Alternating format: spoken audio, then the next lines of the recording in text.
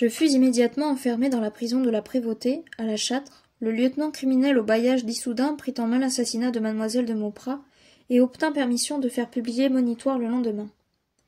Il se rendit au village de Sainte-Sévère et dans les fermes des environs du bois de la Cura, où l'événement s'étant passé, et reçut les dépositions de plus de 30 témoins. Je fus décrété de prise de corps 8 jours après mon arrestation. Si j'avais eu l'esprit assez libre, ou si quelqu'un se fût intéressé à moi, cette infraction à la loi et beaucoup d'autres, qui eurent lieu durant le procès, auraient pu être hardiment invoquées en ma faveur, et eussent prouvé qu'une haine cachée présidait aux poursuites. Dans tout le cours de l'affaire, une main invisible dirigea tout avec une célérité et une âpreté implacables. La première instruction n'avait produit qu'une seule charge contre moi, celle de mademoiselle Leblanc. Tandis que tous les chasseurs déclaraient ne rien savoir et n'avoir aucune raison de regarder cet accident comme un meurtre volontaire, mademoiselle Leblanc, qui me haïssait de longue main pour quelques plaisanteries que je m'étais permises sur son compte, et qui d'ailleurs avait été gagnée, comme on l'a su depuis, déclara qu'Edmé, au sortir de son premier avénemissement, étant sans fièvre et raisonnant fort bien, lui avait confié, en lui recommandant le secret, qu'elle avait été insultée, menacée, jetée à bas de son cheval et enfin assassinée par moi.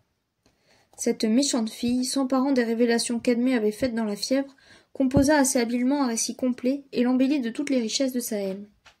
Dénaturant les paroles vagues et les impressions délirantes de sa maîtresse, elle affirma par serment qu'Edmé m'avait vu diriger le canon de ma carabine sur elle en disant « Je te l'ai promis, tu ne mourras que de ma main. » Saint-Jean, interrogé le même jour, déclara ne rien savoir que ce que mademoiselle Leblanc lui avait raconté dans la soirée, et son récit fut exactement conforme à la déposition précédente.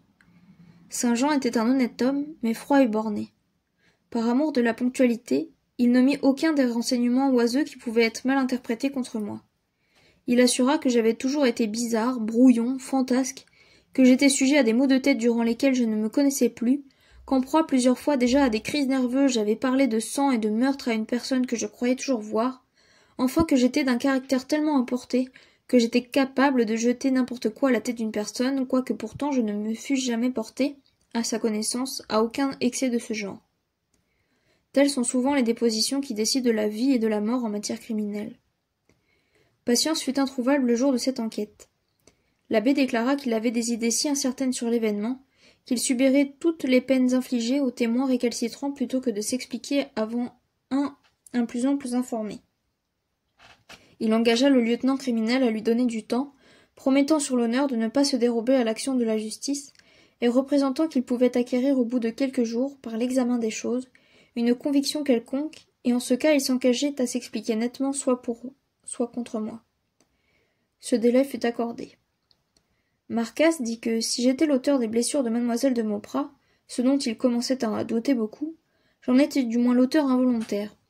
Il engageait son honneur et sa vie sur cette assertion. Tel fut le résultat de la première information. Elle fut constituée à plusieurs reprises les jours suivants, et plusieurs faux témoins affirmèrent qu'ils m'avaient vu assassiner mademoiselle de Mauprat, après avoir vainement essayé de la faire céder à mes désirs. Un des plus funestes moyens de l'ancienne procédure était le monitoire. On appelait ainsi un avertissement par voie de prédication, lancé par l'évêque et proclamé par tous les curés, aux habitants de la paroisse, enjoignant de rechercher et de révéler tous les faits qui viendraient à leur connaissance sur le crime dont on informait. Ce moyen était un reflet adouci du principe inquisitorial qui régnait plus ouvertement dans d'autres contrées. La plupart du temps, le monitoire, institué d'ailleurs pour perpétuer au nom de la religion l'esprit de délation, était un chef-d'œuvre d'atrocité ridicule. On y supposait souvent le crime et toutes les circonstances imaginaires que la passion des plaignants avait besoin de prouver. C'était la publication d'un thème tout à fait sur laquelle, pour gagner quelque argent, le premier coquin venu pouvait faire une déposition mensongère dans l'intérêt du plus offrant.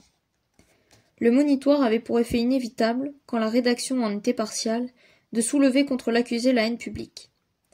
Les dévots, surtout, recevant du clergé leur opinion toute faite, poursuivaient la victime avec acharnement, et c'est ce qui eut lieu pour moi, d'autant plus que le clergé de la province joua en ceci un autre rôle occulte qui faillit décider de mon sort.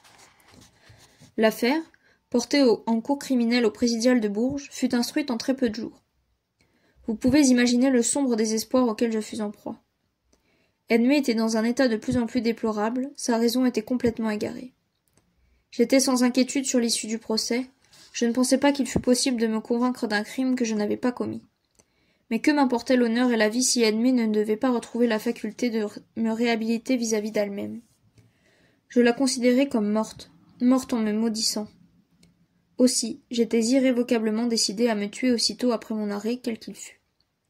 Je m'imposais comme un devoir de subir la vie jusque-là et de faire ce qui serait nécessaire pour le triomphe de la vérité. Mais j'étais accablé d'une telle stupeur que je ne m'informais pas même de ce qu'il y avait à faire. Sans l'esprit et le zèle de mon avocat, sans le dévouement admirable de Marcasse, mon incurie m'eût abandonné au sort le plus funeste. Marcasse passa toutes ses journées à courir et à s'employer pour moi. Le soir, il venait se jeter sur une botte de paille au pied de mon lit de sangle, et après m'avoir donné des nouvelles d'Edmée et de mon oncle, qu'il allait voir tous les jours, il me racontait le résultat de ses démarches. Je lui serrai la main avec tendresse, mais la plupart du temps, absorbé par ce qu'il venait de me dire sur Edmée, je ne l'entendais point sur le reste. Cette prison de la Châtre, ancienne forteresse des Élevins de Lombaut, seigneurs de la province, ne consistait plus alors qu'en une formidable tour carrée, noircie par les siècles et plantée sur le roc au revers d'un ravin où l'Indre forme un vallon étroit, sinueux et riche de la plus belle végétation. La saison était magnifique. Ma chambre, placée au plus haut de la tour, recevait les rayons du soleil levant qui projetaient d'un horizon à l'autre les ombres grêles et gigantesques d'un triple rideau de peupliers. Jamais paysage plus riant, plus frais et plus pastoral ne s'offrit au regard d'un prisonnier. Mais de quoi pouvais-je jouir? Il y avait des paroles de mort et d'outrage dans toutes les brises qui passaient dans les violiers de la muraille crevassée. Chaque son rustique, chaque refrain de cornemuse qui montait vers moi, semblait renfermer une insulte ou signaler un profond mépris pour ma douleur. Il n'y avait pas, jusqu'au bêlement des troupeaux, qui ne me parut l'expression de l'oubli et de l'indifférence. Marcasse avait depuis quelque temps une unité fixe. Il pensait qu'Edmée avait été assassinée par Jean de Mauprat. Cela pouvait être, mais comme je n'avais à cet égard aucune probabilité à faire valoir, je lui imposai silence dès qu'il m'en parla. Il ne me convenait pas de chercher à me disculper aux dépens d'autrui. Quoique Jean de Mauprat fût capable de tout, il était possible que la pensée ne lui fût jamais venue de commettre ce crime, et n'ayant pas entendu parler de lui depuis plus de 6 semaines, il me semblait qu'il y aurait eu de la lâcheté à l'inculper. Je persistais à croire qu'un des chasseurs de la battue avait tiré sur Edmée par mégarde, et qu'un sentiment de crainte et de honte l'empêchait d'avouer son malheur. Marcasse eut le courage d'aller voir tous ceux qui avaient pris à part à cette chasse, et de les supplier, avec toute l'éloquence dont le ciel l'avait doué, de ne pas craindre le châtiment d'un meurtre involontaire et de ne pas laisser charger un innocent à leur place. Toutes ces démarches furent sans résultat, et les réponses d'aucun des chasseurs ne purent laisser à mon pauvre ami l'espérance de trouver là une révélation du mystère qui nous enveloppait. Je fus transféré à Bourges, dans l'ancien château des ducs de Berry, qui sert désormais de prison. Ce fut une grande douleur pour moi d'être séparé de mon fidèle sergent. On lui avait permis de me suivre, mais il craignait d'être arrêté bientôt à la suggestion de mes ennemis, car il persistait à me croire poursuivi par des haines cachées, et de se trouver par là hors d'état de me servir.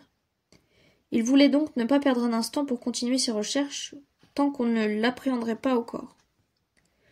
2 jours après mon installation à Bourges, Marcasse produisit un acte dressé à sa réquisition par 2 notaires de la Châtre, par lequel, d'après les dépositions de 10 témoins, on constatait qu'un frère mendiant avait rôdé, tous les jours antérieurs à celui de l'assassinat dans la Varenne, parut se divers points à des distances très rapprochées, et notamment couché à Notre-Dame de Pouligny la veille de l'événement. Marcasse prétendait que ce moine était Jean de Mauprat. 2 femmes déposèrent qu'elles avaient cru le reconnaître, soit pour Jean, soit pour Gaucher de Mauprat, qui lui ressemblait beaucoup. Mais ce Gaucher était mort noyé dans un étang, le lendemain de la prise du donjon, et toute la ville de la Châtre ayant vu, le jour de l'assassinat d'Edmée, le trappiste conduire depuis le matin jusqu'au soir avec le prieur des Carmes, la procession et les offices au pèlerinage de Vendevaux, ces dépositions, loin de m'être favorables, firent le plus mauvais effet et jetèrent de l'odieux sur ma défense. Le trappiste fit victorieusement prouver son alibi, et le prieur des Carmes l'aida à répondre que j'étais un infâme scélérat. Ce fut un temps de triomphe pour Jean de Mauprat. Il disait hautement qu'il était venu se remettre à ses juges naturels pour subir la peine due à ses fautes passées, et personne ne voulait admettre la pensée de poursuivre un si saint homme. Le fanatisme qui inspirait dans notre province éminemment dévote était tel qu'aucun magistrat n'eût osé braver l'opinion publique en faisant sévir contre lui. Dans ses dépositions, Marcasse raconta l'apparition mystérieuse et inexplicable du trappiste à la Roche-Mauprat, ses démarches pour s'introduire auprès de M. Hubert et sa fille, l'insolence qu'il avait eue d'aller les effrayer jusque dans leurs appartements, et les efforts du prieur des Carmes pour obtenir de moi des sommes considérables en faveur de ce personnage.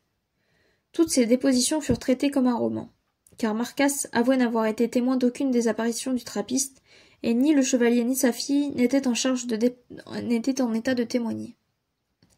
Mes réponses aux divers interrogatoires que je subis confirmèrent, il est vrai, ces récits, mais comme je déclarais avec une parfaite sincérité que depuis 2 mois le trappiste ne m'avait donné aucun sujet d'inquiétude ou de mécontentement, et comme je me refusais à lui attribuer le meurtre, il sembla pendant quelques jours que le trappiste dût être jamais réhabilité dans l'opinion publique. Mon peu d'animosité contre lui n'adoucit pourtant pas celle de mes juges. On usa des pouvoirs arbitraires qu'avait la magistrature des temps passés, surtout au fond des provinces, et on paralysa tous les moyens de mon avocat par une précipitation féroce. Plusieurs personnages d'Europe que je ne veux pas désigner se livrèrent sur mon compte, et publiquement à des déclamations qui eussent dû les faire récuser au tribunal de la dignité et de la morale humaine.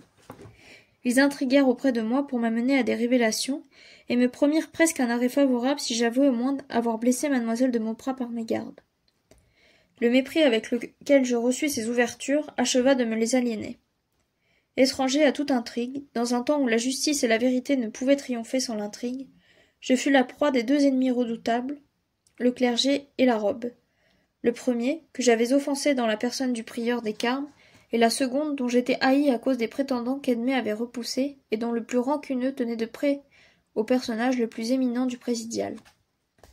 Néanmoins, quelques hommes intègres auxquels j'étais à peu près inconnu prirent intérêt à mon sort, en raison des efforts qui furent faits pour me rendre odieux. L'un d'eux, M. E., qui ne manquait pas d'influence, car il était frère de l'intendant de la province et se trouvait en rapport avec tous les délégués, me servit, par les excellents avis qu'il ouvrit, pour jeter du jour sur cette affaire embarrassante. Patience eût pu servir mes ennemis sans le vouloir, par la conviction où il était de ma culpabilité, mais il ne le voulait pas. Il avait repris sa vie errante dans les bois, et sans se cacher, il était insaisissable. Marcasse était fort inquiet de ses intentions et ne comprenait rien à sa conduite. Les cavaliers de la maréchaussée étaient furieux de voir un vieillard se jouer d'eux sans sortir du rayon de quelques lieues du pays.